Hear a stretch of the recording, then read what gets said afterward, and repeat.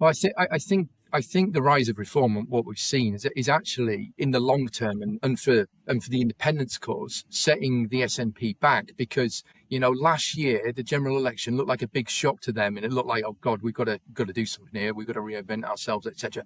In reality, what's happened, of course, is they haven't had to do a hell of a lot, because that's been taken care of by reform walloping Labour essentially. So that laziness, that complacency is going to set back in again, but it's not going to do the SNP any good in the long run. The only way that independence is going to be achieved is by Big Ten politics, convincing a clear majority, and by good governance, going back to the old salmon mantra. That is the only way that independence is going to be achieved, not by sitting at 30% and being this stale old bunch who are associated with all the mistakes and missteps of the last decade.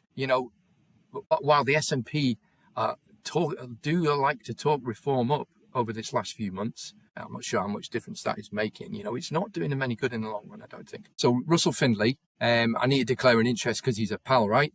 But Russell is saying all the things that reform are kind of saying in quite a deliverable, punchy, digestible way, right? But nobody is listening. Nobody's listening to Russell Findlay. Nobody knows who Russell Findlay is, right? He's doing the reform thing up here, but nobody's listening, right? So, maybe if Russell had, joined reform and become their Scottish person, they'd be saying an even higher.